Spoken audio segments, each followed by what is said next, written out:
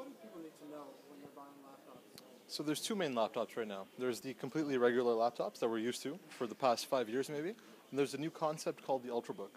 The Ultrabook, as you can see, is exceptionally light. It's very thin, backlit, very good processor, very good hard drive. Something to know about these is that it's using technology called solid state. Solid state means there's no moving parts. Just like an iPhone or an iPad, this computer it will stand the test of time.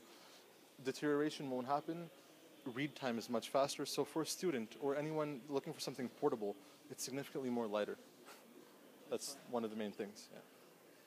Okay, and you said that light. Can you pick one up? Yeah, of course. One of the lighter models is a Sony. It's exceptionally light. We have something exceptionally thin also. I'm going to show it to you. It's the Samsung. It's this model over here. So this is one of the thinnest models we have. As you can see, very, very thin.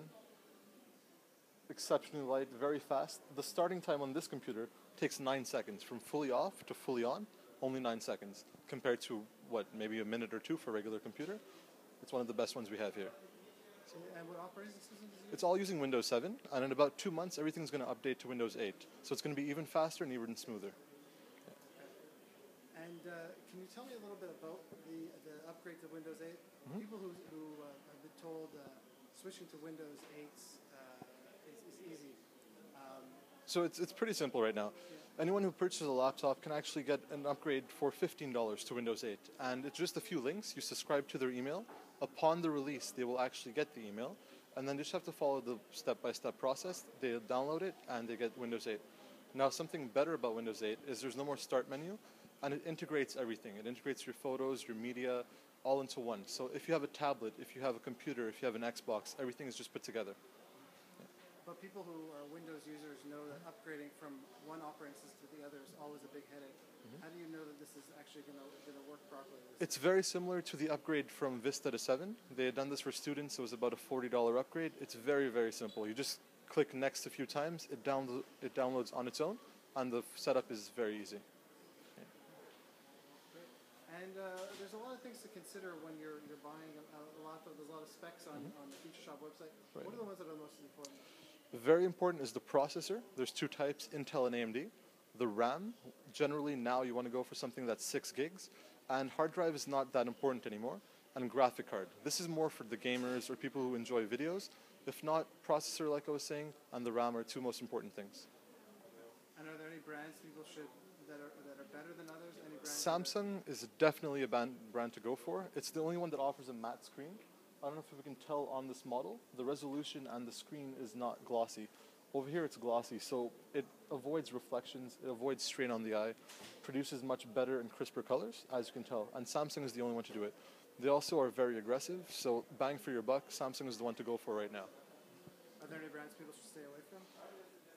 Right now, nothing that comes to mind. Everything has been fairly good. Lenovo is a very good brand also. Otherwise, something on the lower end would be Acer, Gateway. Otherwise, everything is a go. I've heard good things about Asus also. Asus, yeah, Asus is very, very good. They don't advertise that much, so people don't know much about them. But in terms of reliability, it's exceptional. And laptops, the Ultrabooks are sort of the answer to the MacBook Air. Exactly. But MacBook is still, I guess, MacBooks are still a little bit more expensive. Mm-hmm. Is it worth it to pay a little bit more to get a MacBook? The reason Mac is more expensive is the quality behind it. So you cannot really compare the two products. An Apple would actually give you better customer service, a better operating system, better usage. It will deteriorate much slower over time. With any laptop that's an Ultrabook, yes, you have the features that are amazing, but it's still running a Windows operating system. So with Apple, you are getting more bang for your buck. You are spending maybe $400 more, but everything behind it is worth it, yes. And it seems like Apple's, the battery life stays for longer. Has that been your experience? The way their OS runs, it consumes less power, it uses less RAM, so by default it uses less power. Therefore, you would get 5 to 8 hours easily, as opposed to a PC where you get 3 to 5. And from my experience, anyone who's had a PC for any amount of time, it deteriorates quite significantly after a year or two. Is that normal? It's still a common factor. Technology changes very quickly. For the laptops I was showing you originally, something like a regular Samsung or a regular Lenovo, the expected life is about 2 to 3 years. But once again, the Ultrabook is a step up from that. So because of their solid state drive, you can expect about 4 to 5 years of life.